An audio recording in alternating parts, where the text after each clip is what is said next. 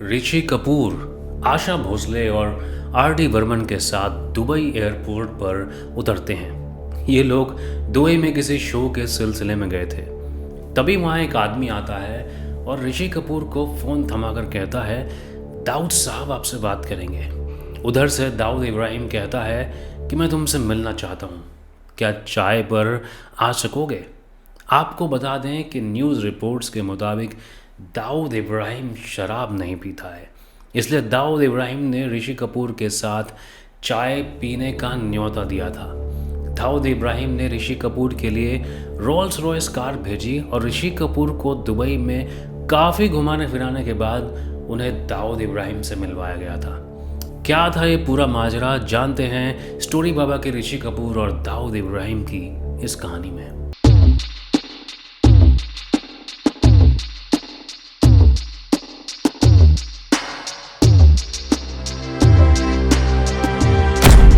दरअसल ये बात 1988 की है।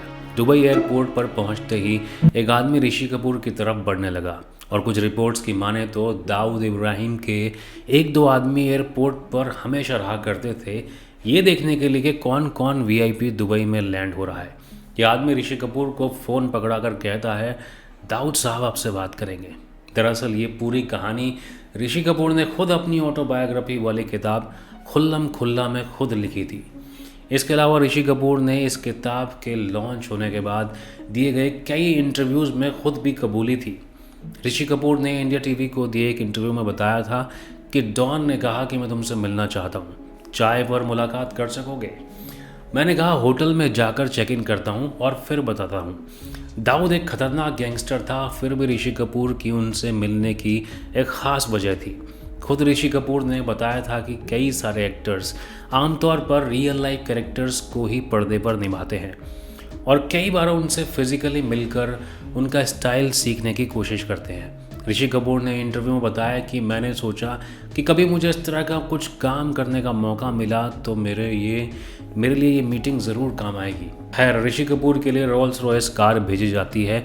ऋषि कपूर को काफ़ी देर सड़कों पर घुमाया जाता है, शायद इस वजह से कि ऋषि कपूर कहीं दाऊद इब्राहिम के ठिकाने का रास्ता याद ना कर लें। ऋषि कपूर की मुलाकात दाऊद इब्राहिम से होती है और ये मुलाकात पूरे 4 घंटा चलती है।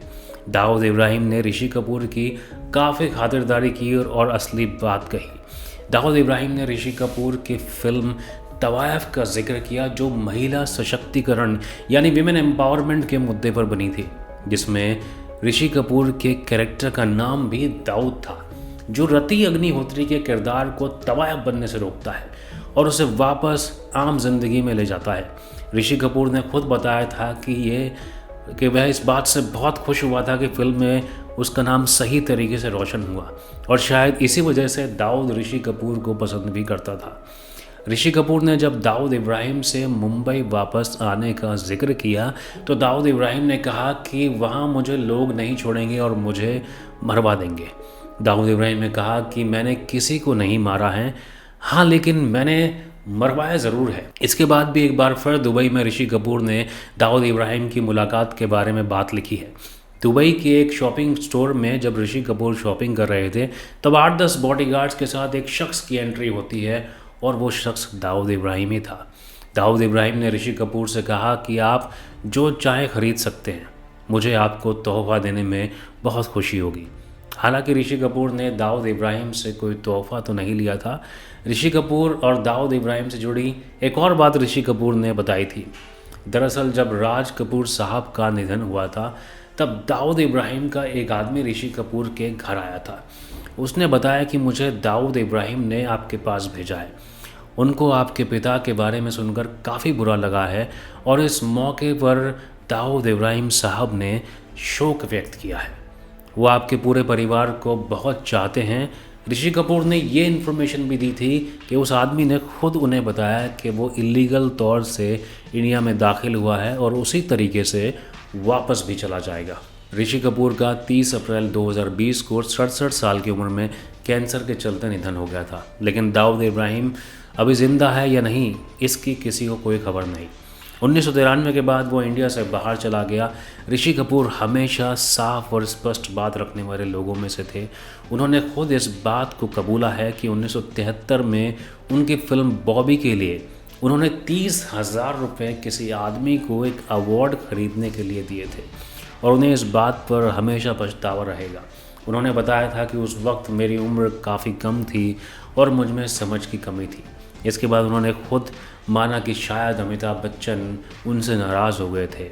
उस साल अमिताभ बच्चन की बेहतरीन फिल्म जंजीर भी आई थी, जिसमें उनकी एक्टिंग काफ़ी ज़बरदस्त थी। ऋषि कपूर ने किस अवार्ड के लिए पैसे दिए थे ये तो पता नहीं, लेकिन उसी साल ऋषि कपूर को फिल्म फेयर अवार्ड भी मिला था। ये थी ऋषि कपूर और दाऊद इब्राहिम की कहानी। और कहानी सुनने के लिए हमारे चैनल स्टोरी बाबा को अभी सब्सक्राइब करें और बेल आइकन को प्रेस करें। नमस्ते।